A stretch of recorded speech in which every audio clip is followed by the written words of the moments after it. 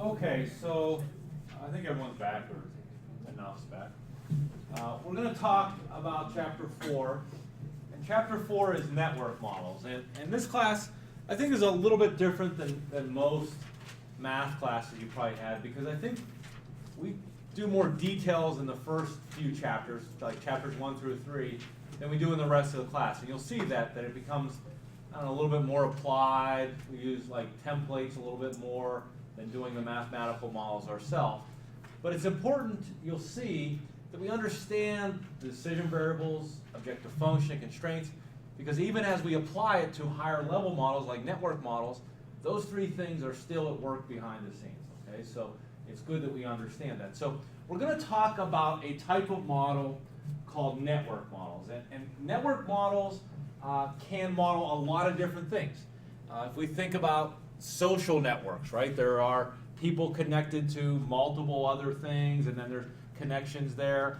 If you think about a map, you know, the way a map of like roads map out, that's a network model. We have this city connected to this city by this highway, this city is connected to this city by this highway.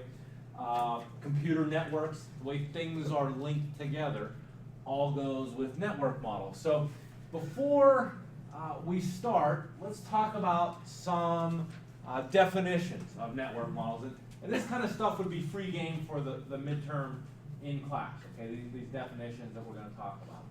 So the first thing network models have is they'll have nodes. And nodes, if you will, are just representations of destinations. Loretto is a node, and Crescent's a node. Between them, there's a road, a path connecting. So it could be, a node could be a warehouse and a retailer. It could be, could be a server and a client. Okay, so nodes are just destinations that are part of a network. And between nodes, we have arcs. Okay, arcs are things that connect them. And arcs can be unidirectional or bidirectional. Unidirectional means things on that arc goes one way. Bidirectional means things on that arc can go both ways. And things is very general, but you'll see these can be applied in a lot of very general situations. We can also have functions on those arcs. So functions on those arcs means if we go from here to here, maybe it cost us $9, or maybe it's 9 miles, or maybe we have to give up 9 units, whatever it might be. The arcs themselves may have some function associated with them, or maybe the capacity of this arc could be no more than 10. Okay, there's some kind of functions associated with the arcs themselves. So network models can be used in a lot of business situations, and we'll talk tonight about one called a transportation model. If anyone has ever heard of the discipline of logistics, it's trying to move things from one place to the other, in the most inexpensive way. And if you're in logistics, you're going to talk about network models all the time. If you are working for FedEx or UPS or some kind of freight shipper, you're going to use network models. Optimal solutions of network problems are guaranteed integer solutions. That's nice because of the characteristics of it. We don't have to program it in. They're automatically going to be integer solutions. We also have a lot of very nice compact algorithms to solve these, and they all follow a certain form, so we don't have to reinvent the wheel. You'll see, we just have to identify, hey, this is a transportation problem, or this is an assignment model, or this is a shortest path network, and then we're going to use the model that was already developed to solve it, right? We're not going to have to develop our own model and use it. We're going to use a model that already exists to solve it. So some other terminology, okay, flow. Flow is the amount sent from a node I to node J, or node A to B, or 1 to 2. So flow is any kind of the amount sent on an arc. Okay, it could be like the number of units. It can be the price of things. It could be the distance. Okay. We have, I think I explained this already, directed and undirected arcs. Directed arcs means only one way. Undirected arcs means can go in either way. Some other definitions. I think this makes sense. An adjacent node is a node is adjacent to another node if arc joins it. So if I draw a little model up here,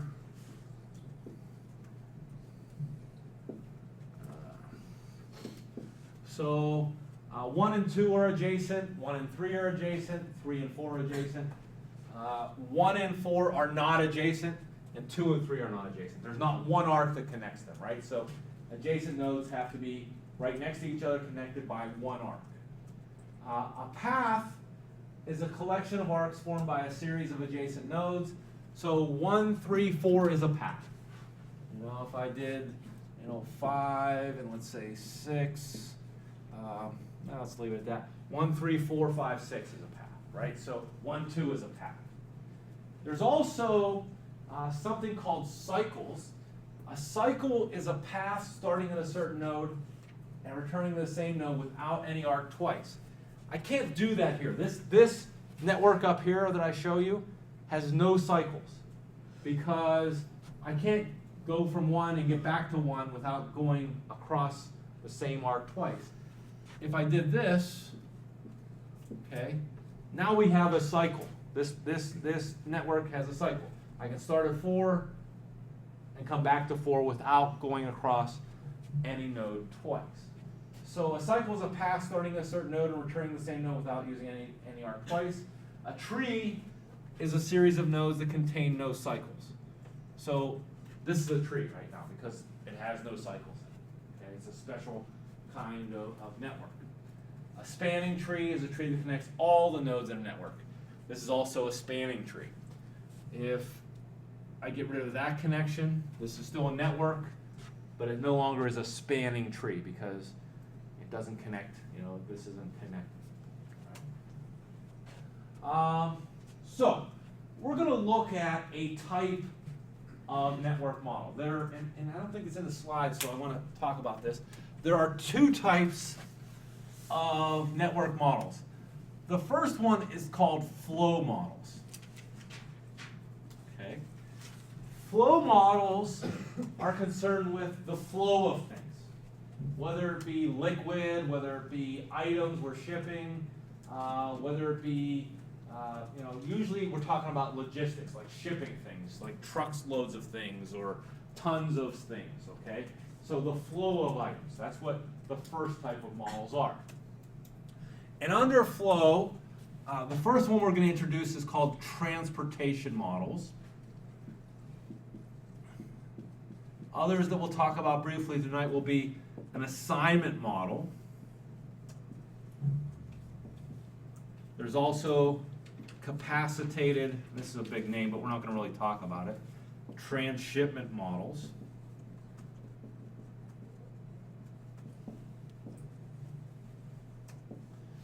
And there's maximal flow models.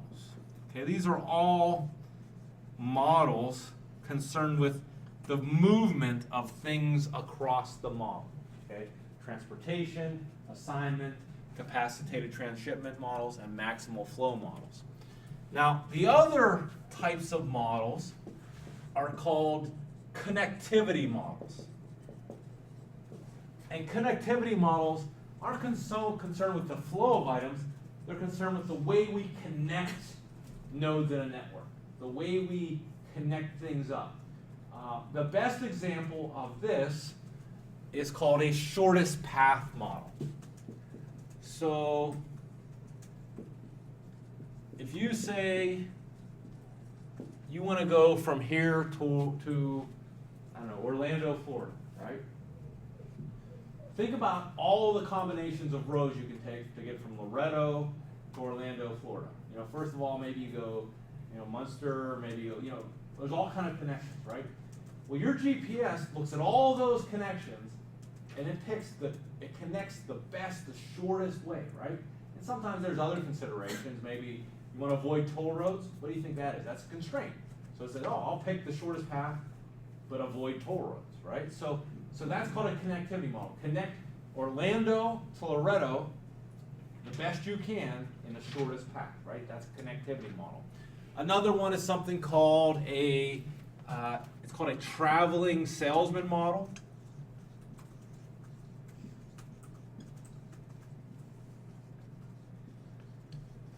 And what it is say you want to reach 5 places, but you never want to come back to home. So you want to, I don't know, go visit Albuquerque, and you want to visit Phoenix and Tucson, and maybe Salem, Oregon.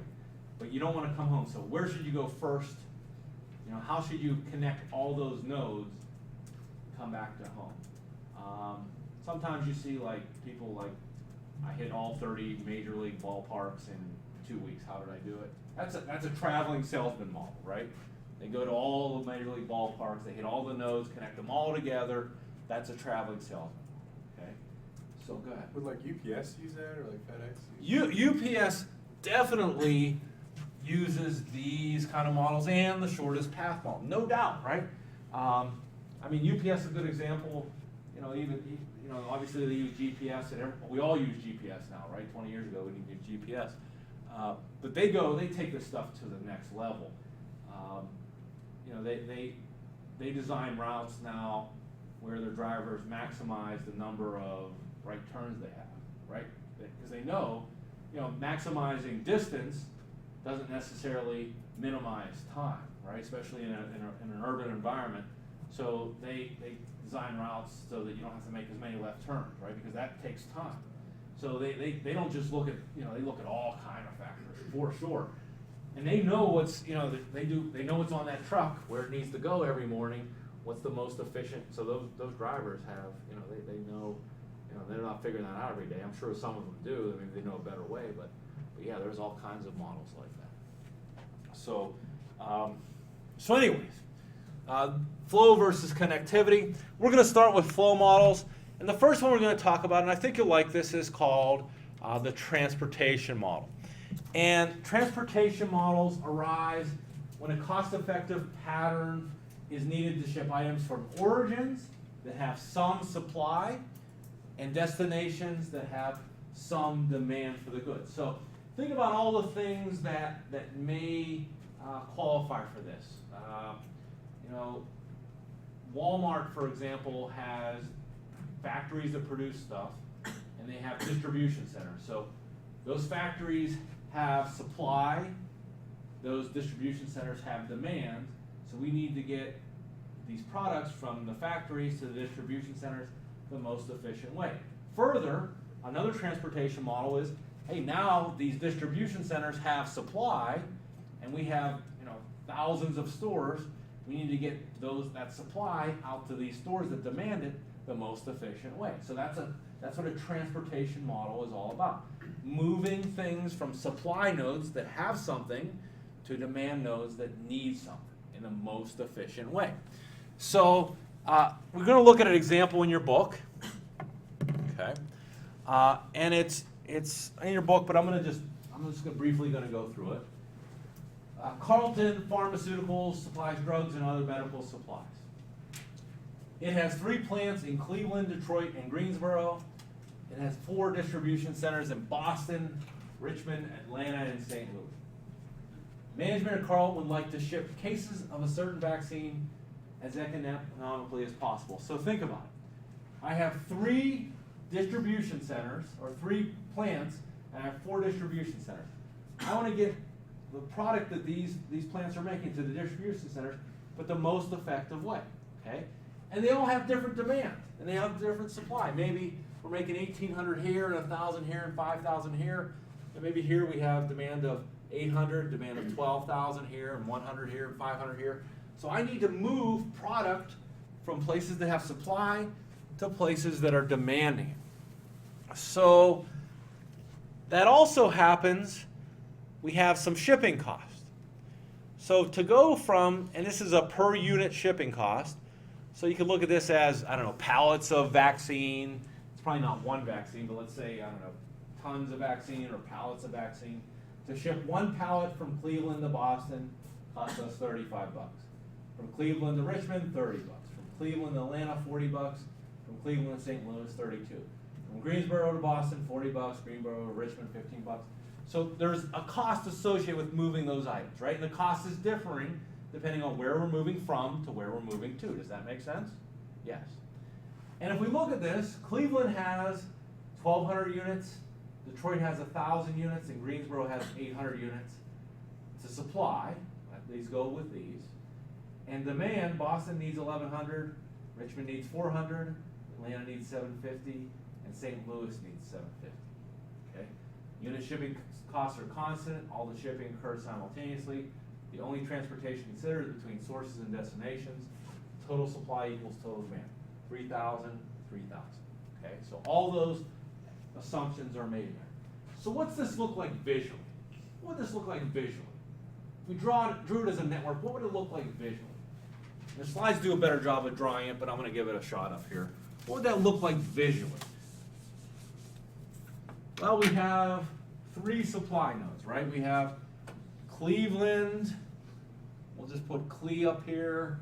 We have Detroit, and we have Greensboro. Cleveland has supply of 1,200. Detroit has 1,000. And Greensboro has 800. Okay? So the supply nodes are on the left. Demand nodes would be on the right. We have up here Boston, we have Richmond, we have Atlanta, and we have St. Louis. Okay. I want you to think about this, and they have different demands. So they have, let's see, 1,100 needed here, 400 needed here, 750 and 750. And what are our options? I want you to think about all our options. What are our options to ship this? Where can Cleveland ship to? Give me one place Cleveland can ship. What's another place it can ship? Richmond. Okay. Where else? Atlanta. So really, Cleveland can ship from Cleveland to Boston, to Richmond, to Atlanta, and also St. Louis, right? If I ship something from Cleveland to Boston, Dylan, how much does it cost me per unit? $35. So that's a function on that arc. This is an arc, right? That's a function on that arc. If I ship from Cleveland to Richmond, what's that look like? How much does that cost me? 30. That's a function on this arc, yes? So if I look at that, and this is a better drawing than my drawing on the board, but if I look at it, it looks something like this, okay? We have all these supply nodes, all these demand nodes, and we need to move product from here to here the most efficient way. Now, we're going to use a template to do this, but I want you to think about it in terms of a linear program, and that's why we kind of go through all that muck, because we need to understand those 3 things. I want you to think about those 3 things right now. What are we deciding? What are we deciding? If we work for College Pharmaceuticals, what are we deciding? Dylan? Where, like your sources, where you should have that ship to be the most the reduced cost, the most costly. Okay, well you're going into my objective function. What are we deciding first? Just you went into the reduced cost. That's my objective function, right? I'm deciding how much to ship from where to where, right? How much to ship from Cleveland to Boston, from Cleveland to Richmond, from Cleveland to Atlanta, from Cleveland to St. Louis. And it could be 0, right? All those values could be 0. How much to ship from Detroit to Boston, from Detroit to Richmond, Detroit, and all those values could be 0. But, okay, so let's hold on to that. So I basically have 12 decision variables. How much to ship across this arc, this arc, this arc, this arc, there's 12 of those arcs because there's 3 supply nodes and 12 demand nodes. So 3 times 4 is 12, right? I have 12 arcs. So I have 12 decision variables. How much goes across each of those arcs? Does that make sense? What is my objective function? And you're right, Dylan, what is my objective function in this case? What am I trying to minimize or maximize? Minimize your total cost. Minimize shipping costs. And I know what that is. If I ship from Cleveland to Boston, $35 per unit. Cleveland to Richmond, $30 per unit, right? So that looks like, hey, that looks like an objective function to me, right? What about our constraints? What about our constraints? All right, very good. I need to get 1,100 here. I need to get 400 here. I need to get 750 here, and I need to get 750 here. Those are constraints. I need to get that, right? So how would I write that mathematically? Think about how I'd write that mathematically. I know I need 1,100 at Boston. How would I write that mathematically? Do I care where it comes from? No, I just need 1,100 units of this vaccine, right? So whatever comes from Cleveland to Boston, plus whatever comes from Detroit to Boston, plus whatever comes from Greensboro to Boston, better equal 1,100. Whatever comes from Cleveland to Richmond, and Detroit to Richmond, and Greensboro to Richmond, better equal 400, right? I have a constraint for every demand node. Does that make sense? That whatever goes into it has to equal whatever the hell its demand is. Good. What else do I have as a constraint? So that would be one part of it. You're right. I draw a circle around it. Each of these would have a constraint. What else? I just have a question. Go ahead, Stephanie. Would it be equal, or why isn't it greater than or equal to? Because you're still fulfilling the demand, but there's just, or is that a? That's a great question, okay? The way the classic transportation model works, okay, is when total supply is greater than or equal to total demand. Okay, and that's, in this case, we have 3,000 on this side and 3,000 on this side, yes? So we want it to be exactly equal to that demand. Because if we ship, I don't know, 1,200 units to Boston, only now, maybe one of these others gets shorted 100 units because we only have 3,000. It's a good question though, because if we think about it as well, why do I not want to ship to these things? Why do I set it to equal to? If I do greater than or equal to, it's still going to be equal to, because I don't want to ship to these items. Why don't I want to ship to these places? In the model itself. If I ship to it, what happens? If I ship to a place, it costs money, right? So even if I did do that, Stephanie, I could say whatever goes into Boston is greater than or equal to 1,100. Guess what?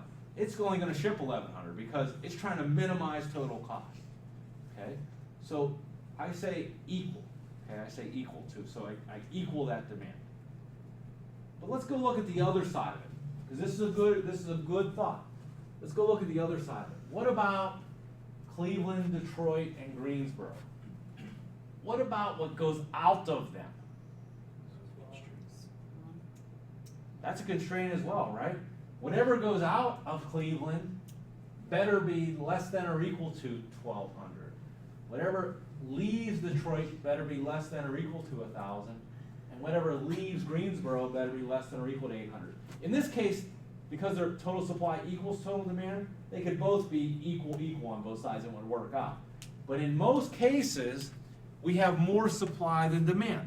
There is a special case where we have more demand than supply, and we go in there and realize, hey, some people aren't going to get their product. And I'll show you how we deal with that in a minute, but that's a good thing to think of. Go ahead, Dylan. So would you write that, would that be 3 separate constraints Yes. on it? Okay. Yes. So let's go through this again. That's a great question. The way a transportation model works, if it's a standard transportation model, and that's what we're doing first, is our decision variables. We have the number of source nodes times the number of demand nodes. That's how many decision variables we have, right? Because we have 12 paths. Each of those 12 paths is a decision variable. Our objective function has 12 terms in it, right? We're going to say 30, that path, plus 35, that path, so we're going to have one constraint for every demand node and one constraint for every source node. We look at them independently. What goes into St. Louis better be equal to 750. What goes into Atlanta better be equal to 750. What leaves Greensboro better be less than or equal to 800. So yes, we have the number of supply nodes plus the number of demand node constraints.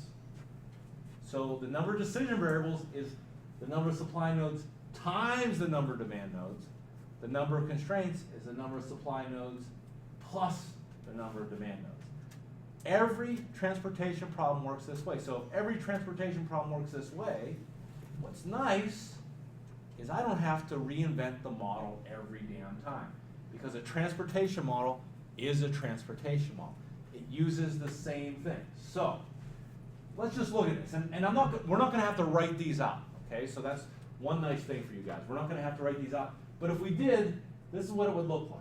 Okay, we call each of those arcs, we give it a number. So this is going from the first demand node to the first supply node, so we call it X sub 1, 1. Does that make sense?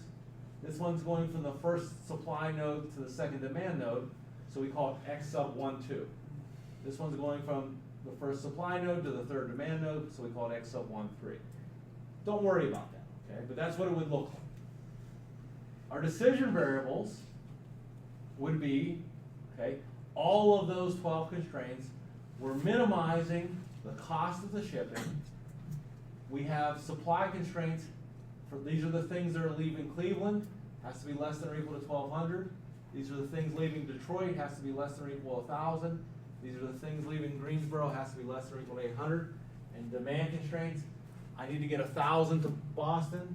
I thought it was 1,100. It is 1,100. 1,100 to Boston, 400 to Richmond, and 750 to Atlanta and St. Louis, respectively. Okay, that is the model. Every transportation model follows that same logic. We have number of source nodes times number of demand nodes, decision variables. We minimize those costs across there. We have a supply constraint for every node and a demand constraint for every node. So what does that mean? Well, because it follows that logic, we are going to be able to use, and this is where, if you guys have your laptops, we're going to solve this one, and we're going to do so using a template instead of designing it ourselves. So if you go to Chapter 4 on Blackboard,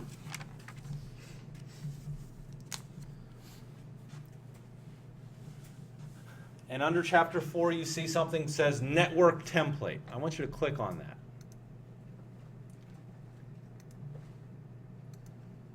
And open that guy up. And then enable editing if you have to.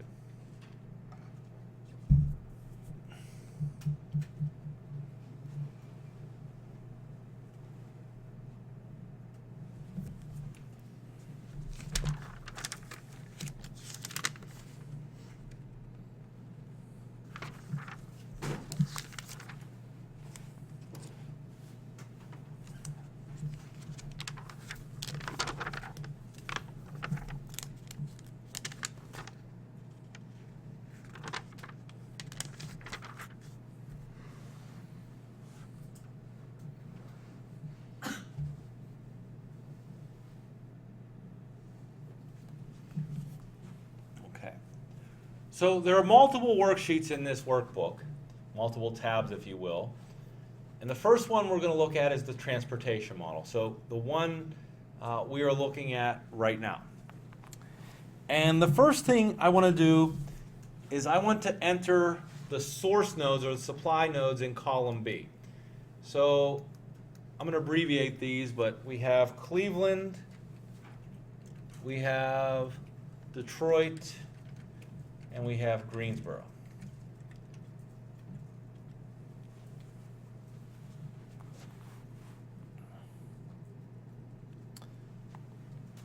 In column A, I want to enter the supply that each of those has. So Cleveland has 1,200, Detroit has 1,000, and Greensboro has 800.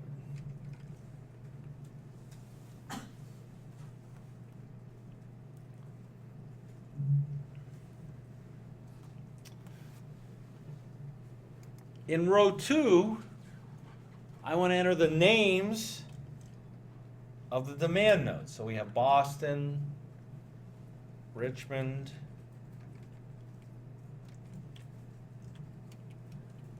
Atlanta, and St. Louis. And in column or row 1, I want you to enter the demand that each has.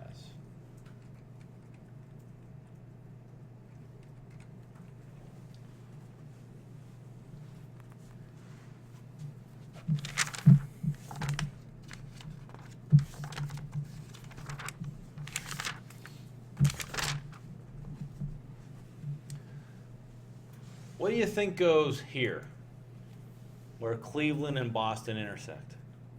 The price of the cost of shipping. Very good, the shipping cost. So this table's on page 192, so I'm going to enter it in. Hopefully I do it right. 35, 37, 40, 30, 40, and 15. 40, 42, and 20, and 32, 25, and 28.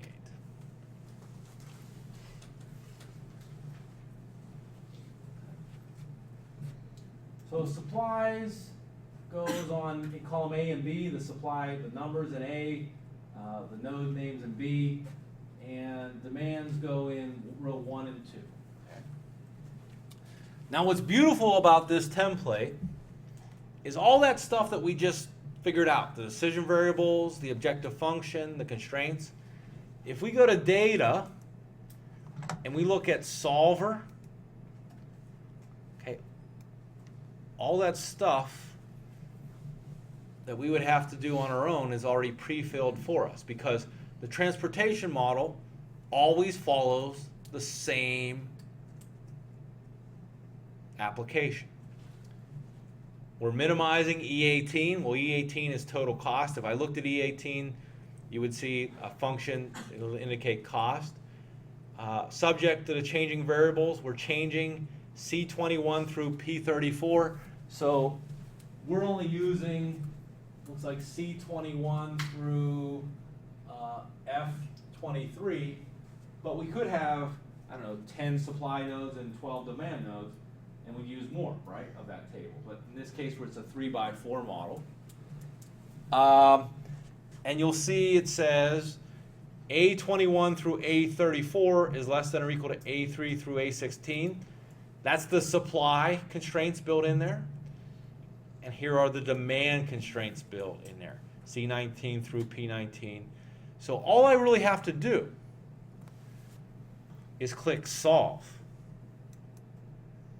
I click solve again, or I click OK. And I didn't have to reinvent the wheel. It came up with a solution for me. Now, if anyone has like a crazy number down here, like something like this, or something a little bit crazy, that means you're, just make that column E wider, okay?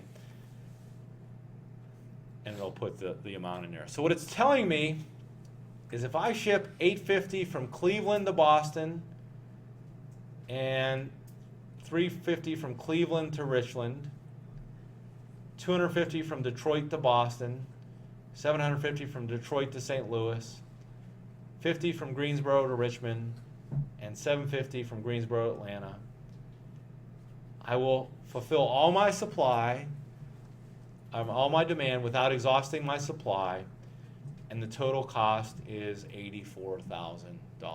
Beth? For the solver, I have everything in there and it comes up. Uh-huh. Whenever I hit solve, it says that it found the answer, and then whenever I hit OK, Uh-huh. nothing comes up. What do you mean nothing comes up? Doesn't? Nothing, like the 84, How about anything down here, Beth? nothing. Anyone else have that same issue? I'll have to take a look at it. I'm not sure why. Did you pull the template right from Blackboard? Okay. And whenever I'm in solver, it has everything in there. My set objectives, my changing valuables, my constraints. Okay. Everything's in there. Yeah, I'm not sure. We'll take a look at it. But anyways, it's 84,000. Okay, so the standard transportation model works, right? And we could do the same thing if we change, let's say we had, I don't know, let's say we got more units at Greensboro. We're up to 1,800 units at Greensboro. And I resolve, and I'm okay because total supply still is greater than total demand. Okay, it looks like, okay, we had more at Greensboro. That helped me, and it looks like I was able to lower my costs, right? Because Greensboro looks like it had more efficient routes to somewhere, right? So it was able to lower my costs. So in the standard transportation model, total supply is greater than or equal to total demand. Before it was 3,000 and 3,000, now it's 4,000 and 3,000. But what if I did this? What if I lowered supply to be less than demand? So I'm putting 500 units at Greensboro. So now I only have 2,700 units of supply, but 3,000 units of demand. And this goes back to Stephanie's question a little bit earlier. If I hit solve this now, what's going to happen? People's demand won't be filled. Okay. People's demand won't be filled. You're right. And what was the sign I used on the demand constraint? Do you guys remember? I said demand had to equal this, right? So if I can't equal that, what's solver going to tell me? No solution. It's going to tell me no solution. So try it. Give it a try. Say solve. Solver could not find a feasible solution because I wasn't able to satisfy demand. All right, so what are we going to do? And this is where I want you to think a little bit, because we're not stuck to this template, because we understand mathematical modeling. How am I going to get around that? What am I going to do to fix that? I still want to ship. I know I can't satisfy that 3,000, but the 2,700 I have, I still like to ship those out.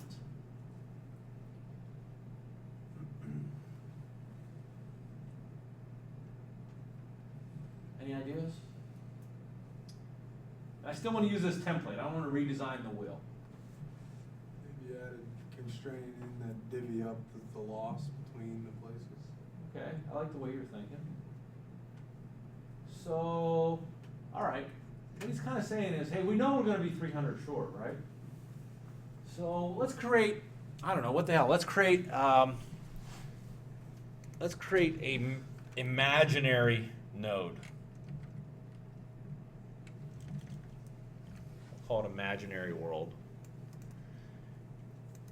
And we know this thing only works if supply is greater than or equal to demand. So, I don't know, let's give this thing 300 units of supply, which we know are imaginary values, right? Yes? And let's give it pretty high coefficients. So we'll say 100, 100. Because really there's, well, yeah, let's just put 100, 100. Well, I'll tell you what, let's to make it easy, let's go 0. Let's go low.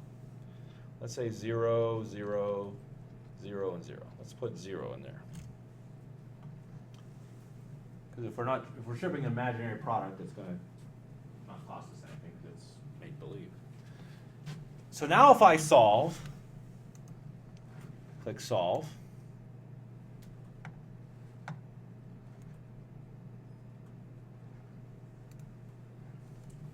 It does give us a solution, but because we made it work, what do we know about these 50 units to Boston and these 250 units to Atlanta?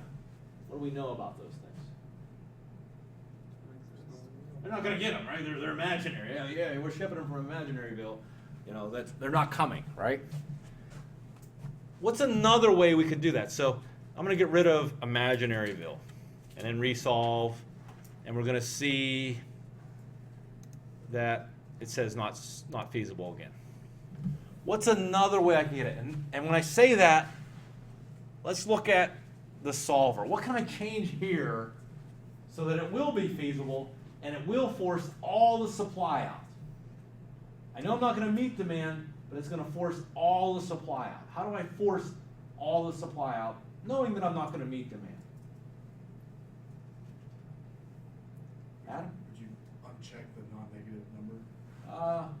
No, because that would just, I don't know, it'd have me shipping negative items, and that's even worse than my imaginary node.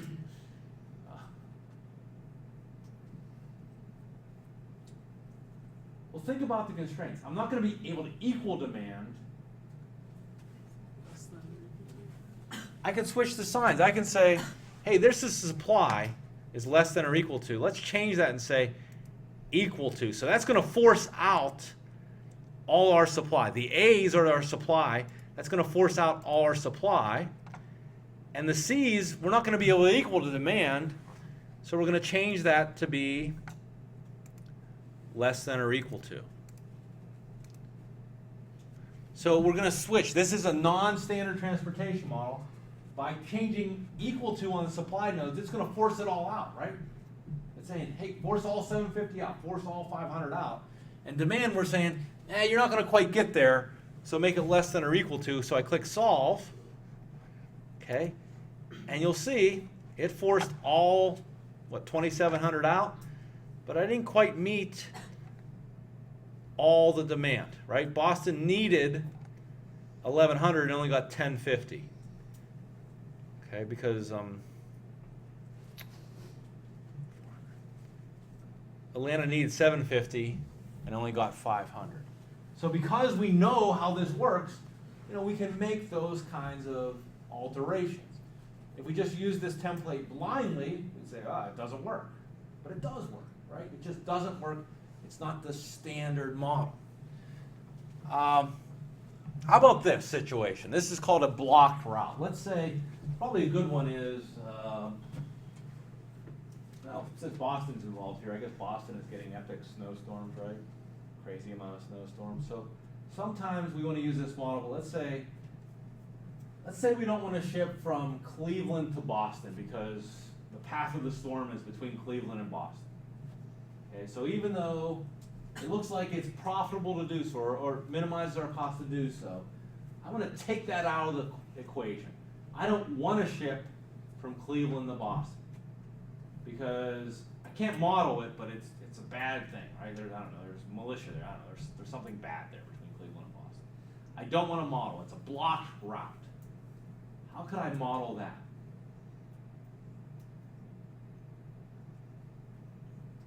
There's actually 3 ways I could do it. Give me one way I could do it, knowing what you know.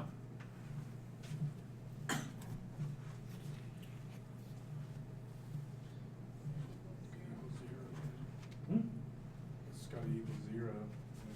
All right, so you said it's got to equal 0. So one way we could do it is what's shipped from Cleveland to Boston is represented by C21, it looks like. How do we force things to 0 in solver world? Or programming world, or linear programming world? Constraint. We could put a constraint in that says C21 has to be equal to 0. And guess what? Solver does whatever the hell I tell it. So it'll make C21 0, right? It won't ship any. That's one way I can do it. Very good. What's another way I can do it? So the solver will look at it and say, I'm not taking that route. Just give it some astronomical value. Hey, great. I could say, you know what? If you really want to take this, go ahead. But really, instead of $35, it's 3,500 units. And what's solver going to do? It's going to avoid that. Why, Adam? Because it's so damn high, right? It's not going to choose that. So I click solve now. You see, it moved everything from Cleveland to Boston, I don't know, somewhere else, because it said, why would I take that? It's too damn expensive, right? I made it, solver's trying to minimize cost, and I made it costly. So it avoided it, right? The other thing I could do, which is hard to do in this template, is I can remove it as a decision variable. I could just say, hey, that's not a decision I need you to make. That's tough to do because all these decision variables, if you saw, were put in as an array. You know what I mean? It was put in as a big array. And it's hard to remove one cell from an array. You can do it, but it's hard to do. Okay? So that's modeling what's called a block route. Go ahead, If Bill. you're going to do that, like say this like in an actual business setting, Yeah. like how would you do that? Like would someone just put a ridiculous, like an astronomical number? Like That might be one way. What they probably do is probably the first thing, what we said. It's like, they'd probably say, hey, add a constraint that we can't ship in this particular round, we can't ship from Cleveland to Boston. You know, they'd probably put a constraint in and say, hey, this special run, because of some environmental condition, Cleveland to Boston, what is that, C21 is equal to 0. That's probably more likely how they do it. Okay. And these kind of models, you know, they get real hairy real quick because you think about all the logistics. You know, this is a really simplified model, but we'd probably never want to ship. For example, I think the first solution said like ship 50 units here, and then it split it up too much. Do you guys know what I'm saying? Like it said, why bother shipping 50 units? Because usually when you ship things like this, you don't ship it like it one at a time or even a pallet at a time. You ship it a truckload at a time, or a train trailer, or train car load at a time, right? So it might be formulated in that aspect, like how many truck trailers to go from here to here, how many train, cars to go from here to here. Okay, so all those things need to be considered. It can get very, very difficult, and you may also have situations where you say, well, you know what, I know I have this here at this time, and it might be cost beneficial for me to move back from that item, to complete the loop, to get the driver back to where I'm at. So there's all kind of things that go into this situation. Let's look at a couple other types of models. And you can see on these tabs, there's an assignment model. I'm going to explain it. We're not going to do any assignment models. There's a transshipment model. We're not going to do any of those. I'm going to explain it. There's a shortest path model. And the shortest path model is a connectivity model, I think I told you guys. And what's really nice about that is the shortest path model is basically, it's easy to teach this now because everyone can vision that because everyone's used the GPS or Google Maps, right? And that's the shortest path model, right? It's saying get from here to here the shortest way, okay? What path is the shortest path? And the max flow model would be used more so, this is talking about source and sink.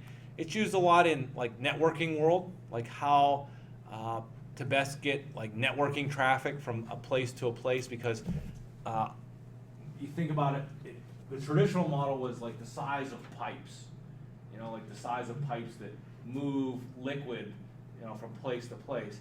But when we talk about the size of pipes in the networking world, we're talking about what? Students are always complaining about it at St. Francis campus being low.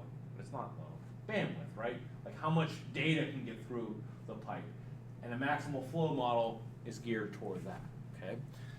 So let's talk about one more of these, okay? At a higher level. Let's talk about, or a lower level, let's talk about a special type of transportation model called the assignment problem, okay? And the assignment problem is really a specialized transportation model. Here's what the assignment problem is, and once again, all of these network problems follow like a standard model. The assignment problem says we have M workers are to be assigned to M jobs. So we have 3 workers, and they're assigned to 3 jobs. In a lot of cases, you have 3 people, and this one person, this one lady or this one guy, might be better at all 3 of those things, right? Maybe Jane is great at whatever the hell she does. These 3 jobs she would do great at. But we can't assign Jane to all 3 because we also have John and Jim here as well, right? So we have to figure out which one of these 3 jobs we give to Jane and which one we give to John and which one we give to Jim so that overall we're the most efficient, right? It'd be great to give all 3 jobs to Jane because she's the best, right? And we don't want to give John anything because he's a goofball. But we have to give him 1 job. So the assignment problem does that. It says we have M workers to be assigned to M jobs, and there's a unit cost, or it could be a profit associated with worker I performing job J. And I'm using the terms worker and job because that's what the assignment problem is typically used for, but it doesn't have to be worker and jobs. And actually, in this example, we're assigning assembly lines to inspection lines. Every assembly line gets a partner inspection line, but only one, okay? So we want to minimize the total cost or maximize the total profit of assigning workers to jobs so that each worker is assigned a job and each job is performed by one worker. So we want to match things up, if you will, the most efficient way. That's what we're doing in the assignment problem. Matching jobs to workers and workers to jobs so that each has one. So let's look at an example, okay? And we're not going to go through the level of detail with this one that we did with transportation model, but I want you to see how it is. We have 5 different electrical devices produced on 5 production lines, and they all need to be inspected. The travel time of finished goods to inspection areas depends on both where the production line is and where the inspection area is. Management wishes to designate a separate inspection area to inspect the product such that the total travel time is minimized. So our operations management people came up with this chart. If we assign assembly line 1 to inspection area C, that's 6 minutes. 1 to 10, A, that's 10 minutes. 1 to B, that's 4 minutes. 1 to D, that's 10 minutes, so forth and so on. Each of these assembly lines needs to be assigned to one inspection area and only one inspection area. And each inspection area needs to be assigned to one assembly line and only one assembly line. So what do you think this looks like? This is a network model. It's a flow model. What do you think it looks like? Go ahead. Okay, it's 1 to 1, and it's going to look very much like our transportation model. We have all of our worker nodes, or in this case, our assembly line nodes, right? We have all of our inspection areas, which are kind of like demand nodes, are they not? And these are kind of like supply nodes, yes. And we could assign assembly line 1 to inspection area A, B, C, D, or E, 2 to A, B, C, D, or E, 3 to A, B, C, D, or E, 4, so forth and so on. So what are our decision variables?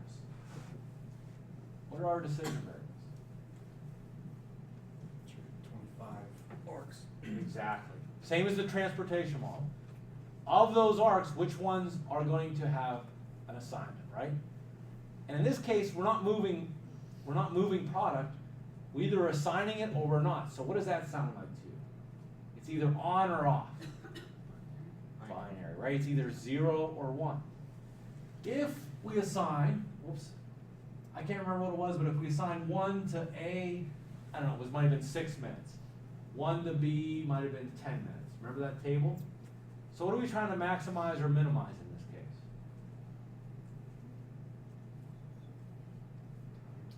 Minimize the total time of our assignments. Subject 2, what are our constraints here? Subject 2, what are our constraints here? Each assembly line has to be unique to the inspection. Okay. I can only assign this one time and one time only. So all of these arcs, of these 5 arcs, only one can be on, right? Of these 5 arcs, only one can be on. Of these 5 arcs, only one can be on. These 5 arcs, 1. These 5 arcs, 1. So I have a constraint for every worker node. How about on this side? Of the 5 things coming into inspection area A, how many can be on? Just 1. So all this really becomes, and this is what it looks like, you don't have to know this, but this is what it looks like mathematically. All this really is, an assignment problem is a very specific and specialized transportation model where the supply at each node is equal to 1 and the demand at each node is equal to 1. And we have to make it work, right? That's it. So if you look at this formulation, okay, it ends up looking like this. If we solve this, we're not going to solve it tonight, but if you look at this, we assign line 1 to inspection area C, line 2 to D, line 3 to E, line 4 to A and line 5 to B, and we've assigned all 5 lines and to an inspection area, and every inspection area has only one line. It's all it is a specialized transportation problem where supply and demand is equal to 1. And even if you look at the Excel spreadsheet for that transportation model, you'll see it looks exactly like the transportation model, but the area where we put supply and demand is blocked out. Why is it blocked out? It's assuming it to be 1. Okay. So that's all I'm going to do this evening, new material. As I said, from chapter 4, I do have homework out there for chapter 4. You're not going to do any problems for the midterm. You're more than welcome to do the homework if you like. The homework I have for this week is, it's actually from last week.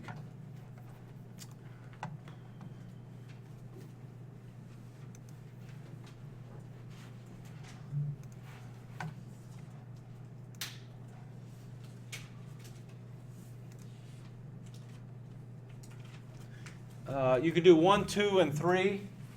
They are all network transportation models on page 239, 249 of your text.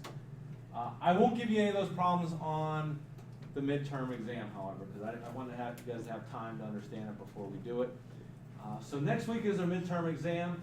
That's all that's on our agenda for next week. So you'll come in, I'll hand you the exam, you'll complete the exam, and you'll leave. It typically takes people, I don't know, anywhere from 90 minutes to 2.5 hours. So somewhere in the 90 minutes to, what is that, 150 minute range, something like that, okay? So no class afterwards. Remember, it's open book, open notes. There's a multiple choice component and a problem component. Oh yeah, I told you I was going to talk a little bit about the format exam, and I didn't do that yet, so I will. I didn't make the exam up, but this is what it always is. There will be 24 multiple choice, and they're worth 1.5 points each. So 24 times 1.5, that's 36 points of multiple choice problems, okay? And the multiple choice are not going to be like, find a definition of this in your book. They're going to be, thinking type of multiple choice. So, I don't know, how do you model a block route? That would be a good one, right? We just talked about that tonight. And there were 3 ways we talked about modeling a block route. That would be a good multiple choice question. If the shadow price is 50 cents and I get 10 extra units of something, how much will my profit go up? $5 is the answer. That's a good multiple choice question, right? Interpret this shadow price. So we did binary constraints. We said, hey, I have x1 and x2. What would the constraint look like that says that they have to be done together or not at all? Well, x1 minus x2 is equal to 0 might be answer A. That's the right answer. So that's the types of multiple choice questions you'll have. Does that make sense? It's not going to be like, okay, Miko gave you this definition, let's go to the index of the book and find it on the page and see, match it up. No, that's not going to be what the multiple choice is like. You're really going to have to apply what you learn. Now the problems, there are 5 problems, and I'm asking you to choose 4 of 5. They're worth 6 points each, so 6 times 4 is 24. You choose the 4 you want to do. If you do all 5, I'll grade the first 4. I'm not grading the best 4. So choose the 4 that you feel most comfortable with. There will be a project selection model, kind of like the one we did tonight, Corvex Corporation. Remember that one? Number 34 in chapter 3. There'll be one like that. There will be a production mix. No surprise there. That will deal with a summation variable. There will be a staffing model, an integer model, right? Something maybe like Burger Boys, which was number 28 we did tonight, or something like the Miko consulting model, something, you know, some kind of integer model you'll have, okay? There will be a diet model, okay? A diet model is like minimizing cost. Probably the best example, I don't know if we went over in class, but there was one about cow feed. Do you guys remember that one? Moo Town Buffet and Cow Chow, that was in like chapter 2. Do you guys remember that? Okay, that would be a good example. Not as big as that one, but something similar to that. Like you're trying to mix things together to minimize cost. It's kind of like a blending model. There will be a portfolio model. We did quite a few of those, you know, where I have some investments to choose from. All those investments have some characteristics associated with them, maybe an expected return or a potential return. They may be high risk or low risk, and we want to invest appropriately in them to maximize or minimize something. Okay. So 5 problems, you choose 4. 24 multiple choice, you do all. Open book, open notes. That's it. What else? What other questions might you have on that?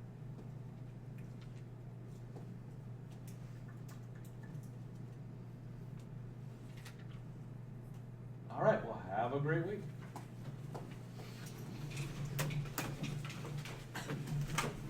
You get it fixed, Beth, or no? You get that fixed, Beth? You still have your laptop up? My battery died. Oh. I'll be down tomorrow. Okay.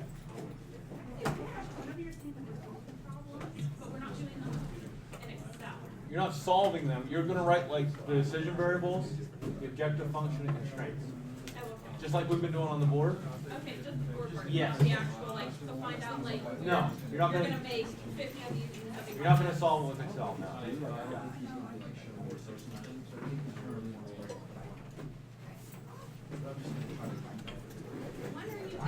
When are you in tomorrow?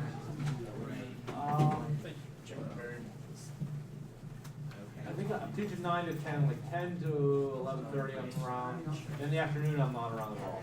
So 10 to like Yeah, 11? 10 to 11, 10 to 11:30 I'm around, yeah.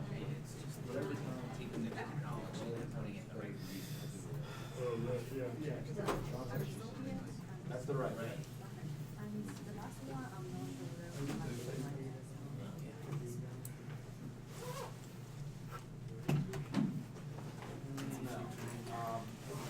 Which one are you trying to answer there? We're able to fire this white line from outside, $3. So where's your sensitivity?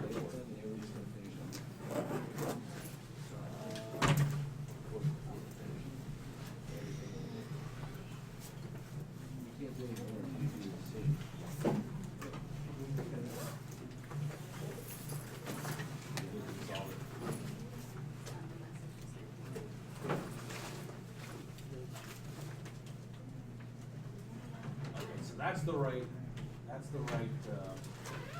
channel price, 2.9, right. And so it says if we could buy for $3, should we? Now remember, it's an included cost. Yes. Okay.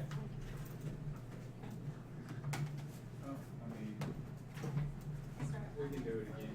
Yeah, we can do it again.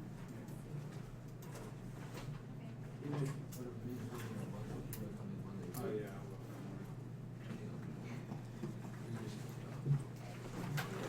will. On the midterm, Yeah. we do summation variables. Yeah. Do you want it Well- like written out as defined, or kind of like the way I do? Whichever, yeah, you can, if you want to emulate that, like what you do in Excel, that's fine. With the sums, so Yes. I'll just go. Yes. Okay. Yeah, it's I find that a little easier. That's But I fine. can do it both ways, I think. Okay. But whatever way you do it, like in practice, you can write that way. Okay. Okay. Okay, that's good. Okay.